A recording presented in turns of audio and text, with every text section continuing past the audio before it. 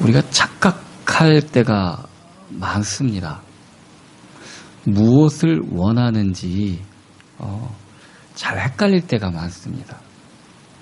결과적으로 같은 것 같아 보이나 내용은 전혀 다른 그런 상태일 때도 많습니다. 학생들은 공부 잘하기를 바랍니다. 근데 정말 공부를 잘하는 거를 바랄 거예요? 아니면은 다른 사람들한테 인정받기를 바라는 걸까요? 예.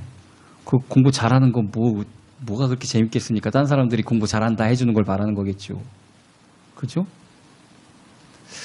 자, 우리가 하나님을 믿는 것도 자꾸 이렇게 원래의 목적하고 내 욕심하고 바뀌어져서 착각할 때가 너무나도 많이 있다는 얘기입니다. 오늘 제목을 원하고 바라고 이렇게 정해봤습니다. 정말 우리 삶 가운데서 우리가 원하고 바라는 것이 무엇일까?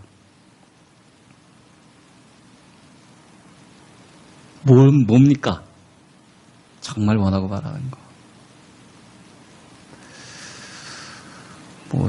아니라고 아무리 부인해도 많은 사람들이 돈이겠죠. 그죠? 또 어떤 사람들은 그냥 편안한 거 이게 좋겠다. 그런데 내가 원하고 바라는 것이 무엇이냐에 따라서 우리가 정말 우리가 원하는 것을 얻을 수 있는지 못 얻는지가 결정된다고 합니다. 우리는 우리 인생을 힘있고 정말 재밌게 당당하게 걸어가기를 원합니다.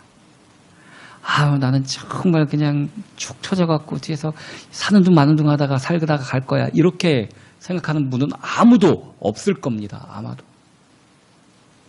근데 우리가 원하는 것이 잘못되어져 있기 때문에 실질적으로 그런 삶을 살지 못한답니다.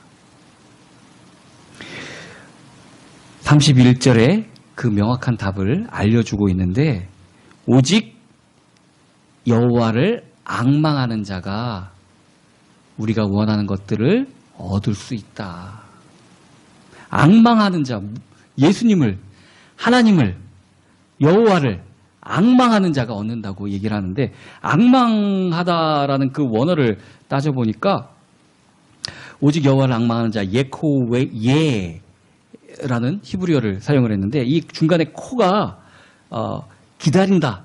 카와라는 그 히브리 단어에서 온 말인데 이 카와가 어느 문장에 쓰였는가 하면은 금방 막 이렇게 원하고 막 원할 때 팍 대고 이런 게 아니라 인내하면서 기다리는 거.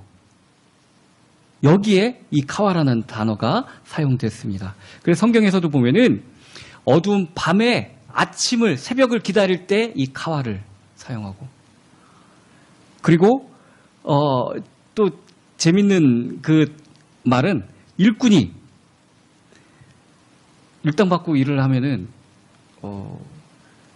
아침에 가서 저녁에 퇴근하면 일당을 받고 오지 않습니까? 저는 해본 적이 있습니다. 근데 하루 종일 아침에는 점심 때 기다리고요. 점심 지나서 쉬고 나면은 이게 끝난 시간만 그 시간만 그렇게 기다리게 되어져 있습니다. 그 소망이 일당에 있기 때문에 그렇습니다. 이 앙망하다라는 단어가 하루 종일 이 일꾼이 품삯을 기다리는 그런 때 쓰여지는 그런 단어라는 겁니다. 즉 궁극적으로 우리 인생에 목표를 두고 기다릴 것, 바랄 것이 여호와라는 얘기입니다. 그래야만 우리가 정말 힘있게 살아갈 수 있다는 얘기입니다. 우리가 원하고 바라는 것들, 무엇을 원하고 무엇을 바라냐에 따라서 내 삶이 달라지는데 정말 하나님을 바라야 된다는 겁니다. 요새 그 남자도 갱년기를 심하게 알 수도 있는가 봐요.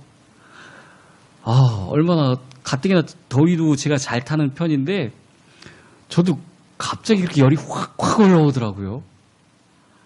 근데 막 덥기까지 하니까 순간적으로 막 이렇게 컴퓨터가 열 많이 먹으면은 갑자기 먹된다 그러죠. 가만히 딱 멈춰 있기도 하지 않습니까?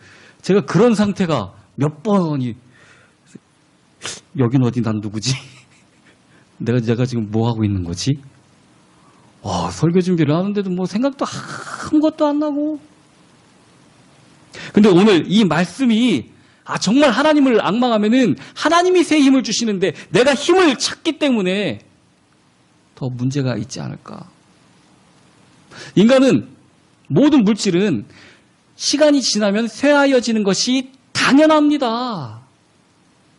우리 어머니 맨날 나도 젊었을 때는 뭐 하시는데 누구나 다 젊은 시절이 있고 나이가 되면은 누구나 다 쇠하여집니다. 그러나 하나님을 앙망하는 사람은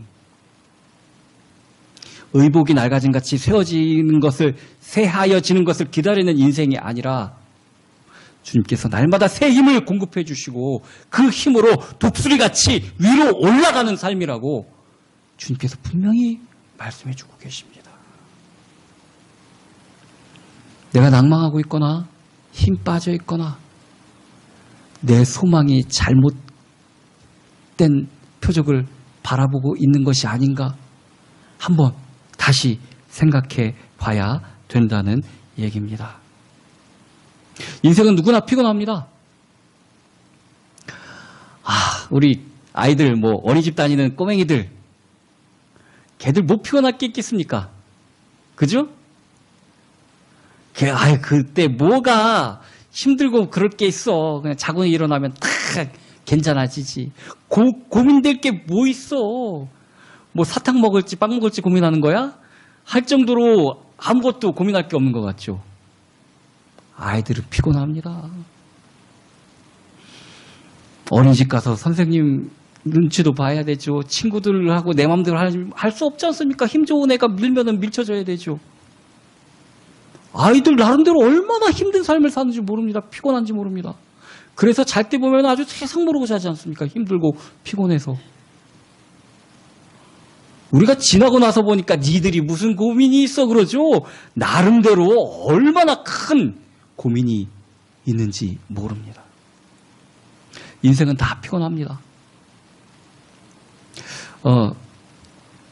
제가 군대 있을 시절에 저는 본부대에 있었는데 이 일반 전투중대에 있으면은 계속 아침 이제 점호하고 일어나서 밥 먹고 훈련이 계속 연속입니다. 아침부터 뛰고 훈련하고 맨날 그겁니다.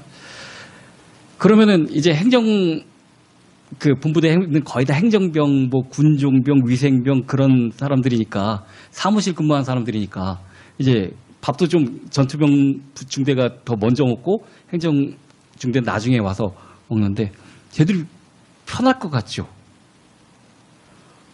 맨날 펜대만 걸리고 있으니까 편할 거라고 생각들을 합니다.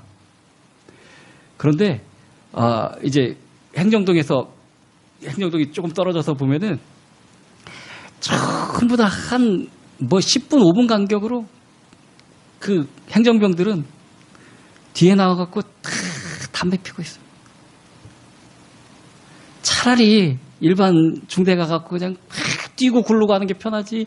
여기서 장교들 눈치 보고 서류 올리면 군대에서는 이 줄을 조금만 잘못 맞추면은 지금은 모르겠습니다. 컴퓨터로 하니까. 저희 때는 이 타자기로 치지 않습니까? 줄 요거 맞추는 거 갖고 다시. 그 호와 열이 정말 중요합니다. 문서도. 일단 딱 보기 좋게 정리가 안 돼 있으면은 다시 해야 하는 겁니다. 아무리 내용이 좋아도. 그 눈치 봐야 되니까 맨날 그 잔머리만 골려야 되니까 느는 게 담배밖에 없는 것 같습니다. 각각 저 사람 인생은 참 편한 것 같고 저 사람 인생은 참 쉬워 보이는데 왕자한테도 고민이 있고 거지한테도 고민이 있어서 바꿔서 해봤듯이 누구에게나 다 피곤과 고민은 있습니다. 어느 인생이나 마찬가지입니다. 쉬운 인생 아무도 없습니다. 다 그렇습니다. 멸망을 목전에 둔 나라에서 이 이사야 선지자가 사명을 받았습니다. 이미 자기 동족이었던 우리나라처럼 이 이스라엘이 남과 북이 나눠졌었는데 북쪽은 이스라엘이었고 남쪽은 유다였습니다. 북쪽 이스라엘은 10지파가 있었고 12지파 중에서 남쪽 유다는 베냐민과 유다 지파가. 근데 유다 지파하고 베냐민 지파가 크다 보니까 둘이 비슷비슷했습니다. 근데 북왕조 이스라엘은 벌써 멸망을 당했습니다. 아수르라는 나라가 굉장히 야만족같이 전쟁은 잘하고 힘들센데 얼마나 옆에 나라들을 침공하고 힘들게 만드는 그 아수르의 유다도 몇 번이나 히스기야 왕 시절에도 그랬죠. 이 침공을 당했는지 모릅니다. 그 시기에 활동하던 선지자가 이 이사야 선지자였습니다. 개인적인 힘든 것과 개인적인 피로감뿐만이 아니라 민족적인 피로감이 이제 곧 우리 유다도 멸망당할 것이다. 이 위기감이 온 나라에 퍼져 있는데 그 와중에 이 이사야 선지자를 불러서 하나님이 시키신 일이 뭐냐면은 이 나라가 멸망할 것이다. 이걸 외치라는 겁니다.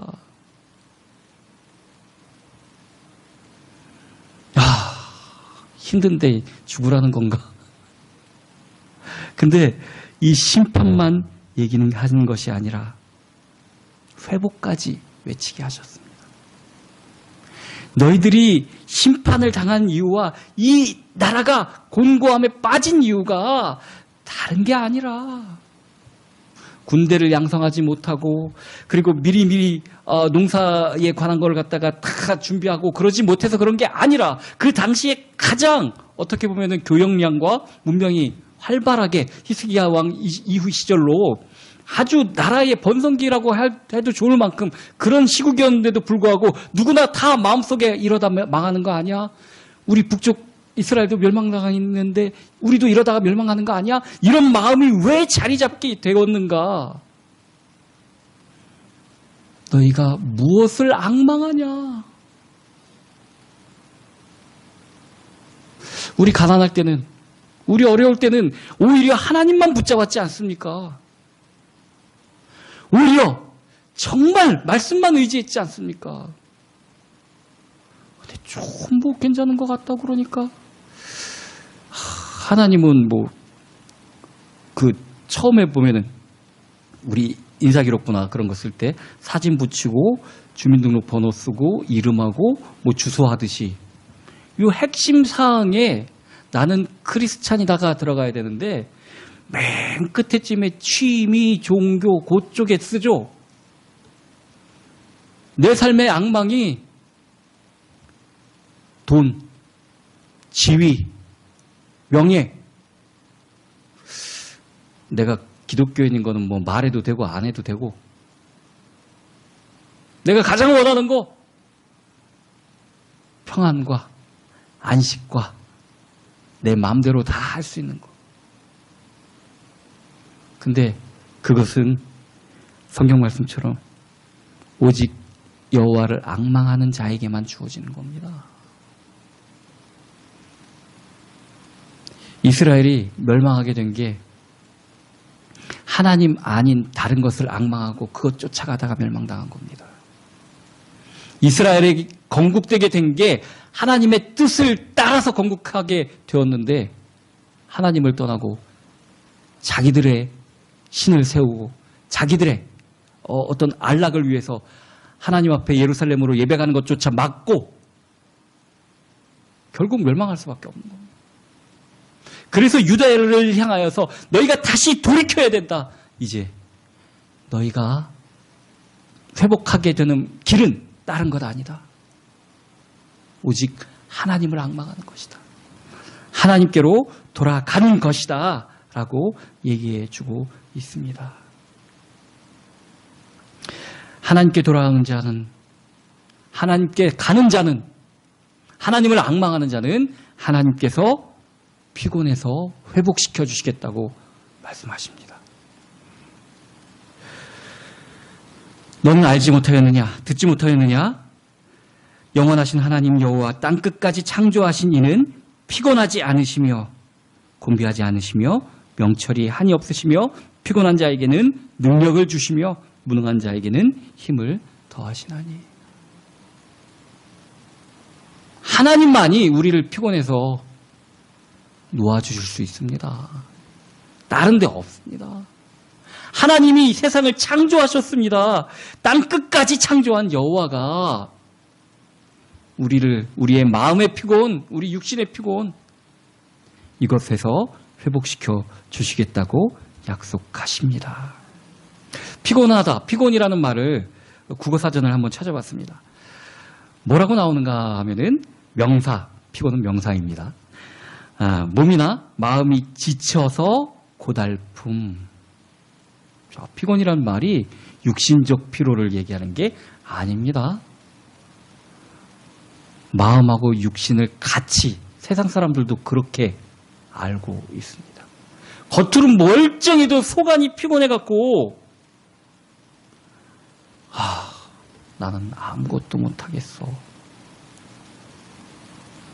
엘리야가 전날만 하더라도 하늘에서 불이 떨어지게 하고 850명을 죽였습니다. 근데 다음날 갑자기 마음에 이 피곤함이 몰려왔습니다. 난 아무것도 못하겠습니다. 주님, 나 좀 죽여주시옵소서. 지금이 좋카오니. 자, 육체 피로는 아니겠죠? 갑자기 마음에 피곤해진 것입니다. 하나님을 소원하고 하나님을 앙망하고 하나님을 바라보는 것에서 시선이 바뀌어져서 세상을 보면은 마음이 피곤해질 수밖에 없습니다. 하나님의 명령에 따라 단을 쌓게 하고 주변을 파괴하고 하나님의 뜻에 따라 기도할 때는 전혀 그걸 몰랐는데 갑자기 왕비를 바라보게 되고 왕비의 말에 귀를 기울이게 되니까 나 죽겠네. 어제나 오늘이나 똑같은데 그런 겁니다. 하나님을 떠나서 하나님을 바라보는 시선을 돌리면은 급 피곤이 몰려오게 되어져 있는 것입니다. 우리가 마음과 몸이 고달프고 지치고 피곤한 이유는 단 한 가지입니다. 하나님으로부터 벗어났기 때문입니다. 아무리 좋은 전자기기에도 전기 코드를 빼면은 안 됩니다. 안 돌아갑니다. 하나님으로부터 떠나면은 우리 피곤할 수밖에 없습니다. 지칠 수밖에 없습니다. 낙심될 수밖에 없습니다. 정말 하나님을 앙망하는 자는 소년이라도 지치고 장정이라도 넘어지지만 일어설 수가 있습니다. 독수리 날개침이 올라간 같이 올라갈 수가 있습니다. 하나님을 앙망해야 되는 것입니다. 정말 예배는 하나님으로부터 힘을 얻는 때입니다. 예배를 통하여서 우리가 정말 하나님으로부터 영향력을 입어야 되고 위로를 받고 하나님의 사랑을 느껴야 됩니다. 예배를 통하여서 우리가 하나님을 체험하고 피곤한 영혼이 회복돼야 됩니다. 하나님이 만져주심을 느껴야 됩니다. 옛날에는 아까도 제가 잠깐 말을 했듯이 전자제품이 다 코드 꽂아야 됐죠? 근데 요즘은 거의 충전식입니다. 그죠? 충전을 시켜놓은 시간이 예배 시간입니다. 하나님의 은혜를 충만하게 우리가 받아야지 살아갈 수 있습니다. 안 그러면 어떻게 삽니까? 이 험한 세상을 하나님의 은혜 없이 하나님의 능력 없이 어떻게 삽니까? 은혜 받아야 살아가는 것입니다. 하나님을 앙망하는 자는 회복의 은혜를 주시고 두 번째는 힘을 주십니다. 여호와를 앙망하는 자에게는 회복시켜 준 것뿐만 아니라 회복됐으면 이제 앞으로 나아가서 살 수 있도록 힘을 주신다는 얘기입니다. 하나님의 영이 임하면은 회복이 일어나고 새 힘이 주어져서 이제 앞으로 내가 무엇을 할 수 있는 힘이 생깁니다. 제가 공부하는 거를 좋아하는데 법학 공부도 해보고 싶고 막 그랬는데 나이 드니까 아우 내가 뭘 해. 앞으로 뭘 하고 싶은 뭐 그런 소망이 점점 없어집니다. 힘없으면은 뭐를 하려고 하는 그런 의지도 없어집니다. 내가 하나님을 믿고 내가 무엇을 하고 내가 주를 위해서 무엇을 하겠습니다. 힘 주셔야 합니다. 내 의지 갖고 되는 일도 아닙니다.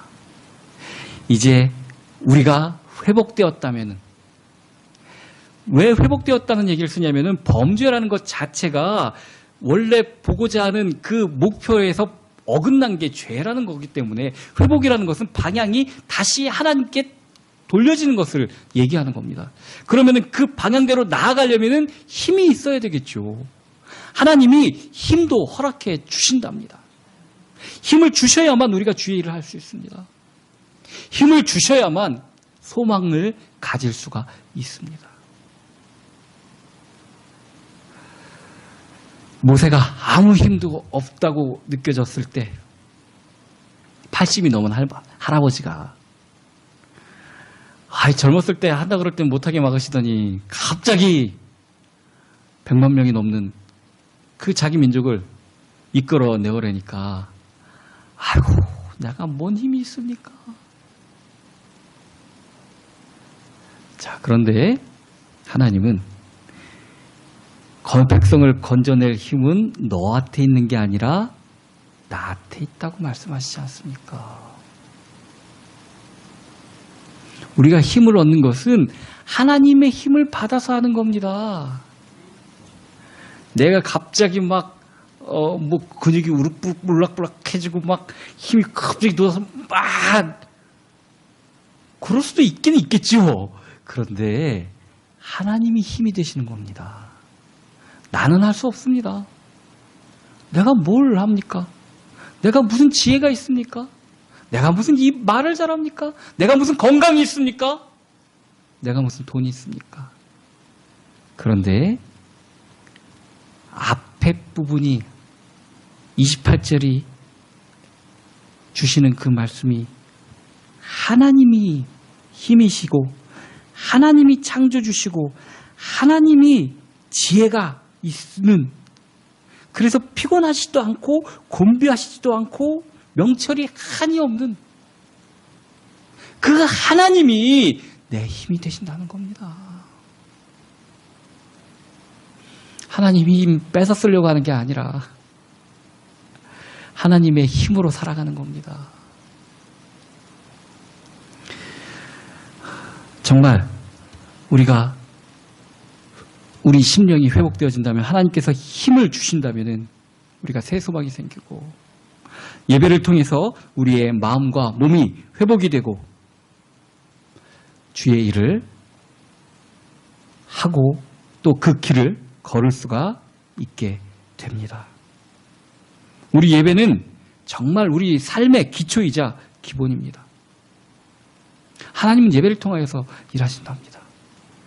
나에게로 나아오라고 항상 말씀하십니다. 그것이 악망의 기본입니다. 29절 보면은 무능한 자에게는 힘을 더하시다니. 자, 똑같은 말입니다. 여기서 한글에서는 번역상으로다가 이제 능력을 주시며 힘을 더하시나니 하는데 같은 말입니다. 피곤한 자에게도 힘주고 무능한 자에게도 힘준답니다. 힘이 원래 있는데 스스로 마음이 무너져서 그 힘을 못 쓰는 사람, 또 아예 힘이 없는 사람, 다 힘 주신다는 겁니다. 어떤 사람들은 충분히 극복할 수 있는데 마음이 못 극복해서 몸이 안 따라주는 그런 사람들이 있습니다. 거의 심적인 공포증들이 대부분 그렇습니다. 공황장애도 그렇고 뭐 고소공포증, 폐쇄공포증 이런 것들은 실질적인 몸이 그런 반응하는 게 아니라 마음이 제한을 둬서 못하게 하는 경우가 대부분입니다. 그것이 바로 피곤한 자에게, 마음이 무너진 자에게, 그것을 극복할 수 있는 힘을 주시고, 또 어떤 사람들은 아예 정말 못하는 사람들이 있습니다.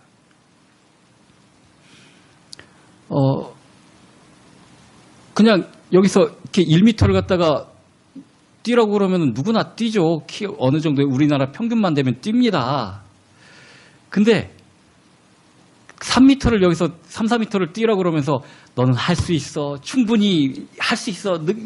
자신감을 갖고 뛰어봐. 되나요? 안 되는 겁니다, 그건. 할 수 있는 능력이 아예 없는 겁니다. 그래도 할 수 있는 방법이 있습니다. 무능한 자에게도 하나님은 힘을 주신답니다. 내 스스로 못한다고 자책하는 사람한테도 할 수 있게 힘을 주시지만 아예 못하는 사람한테도 할 수 있게 만들어 주신다는 겁니다. 그것이 힘을 주시는 겁니다. 우리가 힘 빠지는 거 오해해서 힘 빠질 때도 많습니다. 원래 우리는 할 수 없습니다. 원래 우리는 주님의 일을 못합니다. 우리는 스스로 내가 다른 사람 앞에서 추임을 받고 내가 다른 사람 앞에 좀 높임을 받고 이런 거 좋아해서 죄를 막 한다고 할지언정 우리 본 마음으로 주님의 일을 어떻게 합니까? 내가 할 수 없는 일입니다. 솔직히 말하면은. 또 성령이 그에게 임하셔서 충분히 할 수 있는데도 불구하고 인간적인 방법만 바라보다가 아유 나는 어떻게 나 같은 사람이 어떻게 이러는 분들도 있습니다. 전혀 다른 것 같지만 둘 다 필요한 것은 하나님입니다. 하나님이 아예 주십니다. 나는 할 수 없습니다. 하나님이 할 수 있습니다. 하나님께서 새 힘을 주셔야 되는 것입니다. 힘 없는 사람은 힘 있는 사람 옆에 있어야 됩니다. 그래야 삽니다. 그죠? 왜 아이들도 점점 더 클수록 뻐러덩거리면서 뛰어서 나가서 지가 걷는다고 막 그러지 않습니까? 힘이 더 없고 더 연약할 때는 엄마한테 어떻게 해서든지 안겨 있으려고 그러고 엎혀 있으려고 그러지 않습니까? 그게 사는 방법인지 알기 때문에. 왜 우리는 하나님 앞에 꼭 붙어 있어야 될 시기에 하나님으로부터 뻐러덩거리면서 뛰어나가려고 애를 쓰는지. 그죠? 우리 못 삽니다.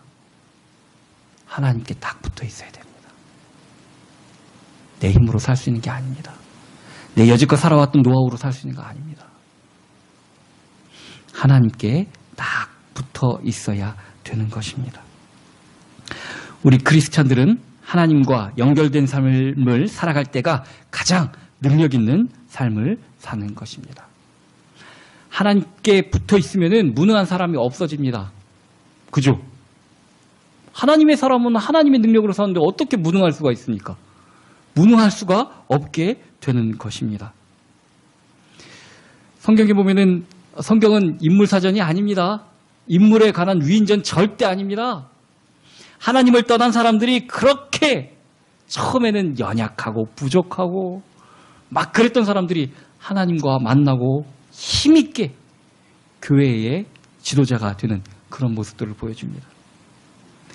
엘리사 농사 짓고 있었던 사람입니다. 그 전까지 일생에 알려지는 게 아무것도 없는 사람이었습니다. 그런데 하나님이 엘리야를 통하여서 그를 제자로 삼고 선지자로 삼으라. 그 다음부터 하나님의 영이 그에게 임한 다음부터 그 아람 나라가 이스라엘을 왜 못 쳐들어왔냐면은 왜 침공을 끝까지 못했냐면은 이 엘리사 선지자 때문에 그랬습니다. 그거를 그 아람 나라의 대신들이 다 알고 있었습니다. 아니 왕이 하루 답답해갖고 그 많은 군대를 보내도 어떻게 첩자가 있지 않는 이상 우리가 가는 군대에 매복하고 있다가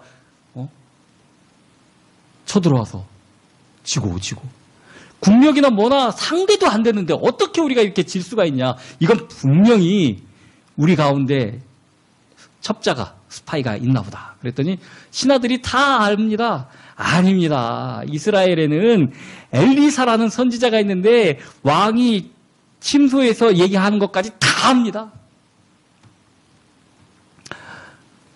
그러면 엘리사를 잡으면 되겠구나.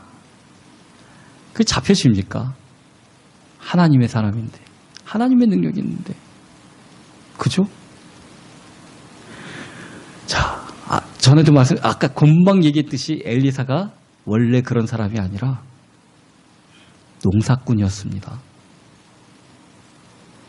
원래 그런 사람이 아닙니다. 하나님의 능력이기 때문에 그런 겁니다. 신약으로도 와서도 그렇죠. 베드로 그렇게 성격 급해갖고 나대기만 좋아했지 뭐 하나 예수님 있었을 때 올바로 하는 것도 없는 사람이었습니다. 그러다가 클라이막스는 예수님이 붙잡히시던 날 아주 욕하고 부인하고 그러다가 예수님하고 눈까지 마주치고 예수님이 전에 하셨던 말씀 생각나서 닭이 우니까 밖에 나가서 정말 통곡하며 자신을 뼈저리게 느꼈겠죠. 다른 사람들 앞에서 내가 아무리 잘난 척하고 막 그랬지만 나는 정말 죽는 게 무서워서 예수님 눈앞에서 예수님을 욕하고 예수님 모른다고 부인할 수밖에 없는 사람이구나. 자, 그런 베드로가 성령의 임재를 누리고 성령의 충만함을 받으니까 이 안진뱅이를 일으킨 사건을 통해서 그 대제사장들이 바뀐 거 아닙니다. 예수님을 50일 전에 십자가 못 박았던 그 대제사장, 그 사람들 똑같은 사람들입니다. 그 사람들이 붙잡아서 다시는 이 이름을 전하지 말라고 확 윽박지르고 때리고 그런데도 뭐라고 얘기합니까? 그 사람 똑같은 그 사람들 앞에서 예수님 이름 외에는 천하에 구원받을 이름을 우리에게 주신 적이 없는데 내가 누구를 전하겠느냐? 내가 사람을 두려워하겠느냐? 하나님을 두려워하겠느냐? 똑같은 사람이라니까요. 그 대답을 했던 그 상대방도 똑같은 사람들이라니까요. 차이는 자신을 의지한 게 아니라 하나님의 힘을 여호와를 앙망하는 그 차이밖에 없었던 겁니다. 정말 하나님을 앙망할 때 우리가 정말 주의 일을 할 수 있는 주님의 사람으로 살 수 있는 새 힘을 허락해 주십니다. 또한 우리의 신앙은 밑을 향하는 신앙이 아니라 위를 향하는 신앙입니다. 독수리 날개치며 올라감같이. 독수리는 활강을 합니다. 활강은 뭐냐면은 참새같이 계속 퍼덕퍼덕거리면서 나는 게 아니라 퍼덕거릴 때는 어느 정도 고도까지 올라갈 때입니다. 그 다음에는 이 날개 이 양력을 이용해갖고 바람을 타면서 활강 비행을 하는 겁니다. 펄터덕거리지 않습니다. 쭉 날개 펴고 쭉 글라이더 비행하듯이 그렇게 비행을 하는 것입니다. 올라감 같은 이 성경이 그렇게 말을 합니다.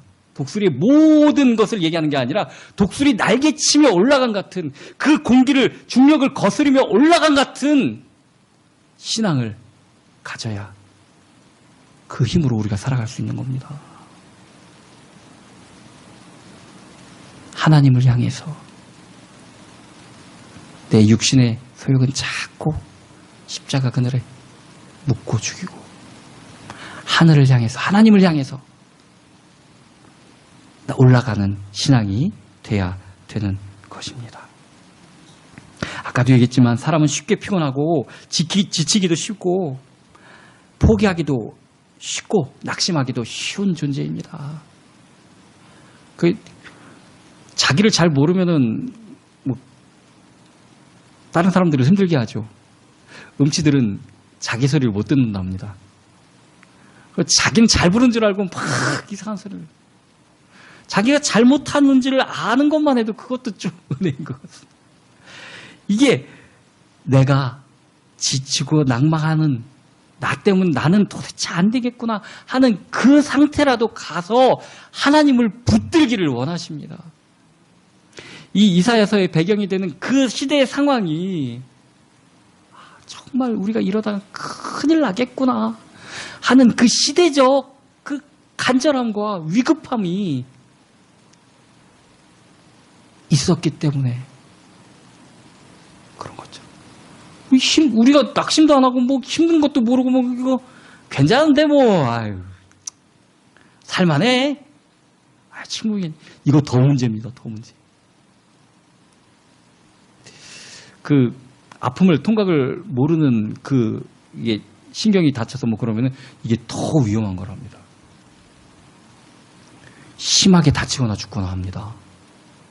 하나님이 왜 통각을 주시고 막 그래갖고 아프기도 하고 뜨겁기도 하는 걸 느끼게 하셨는가?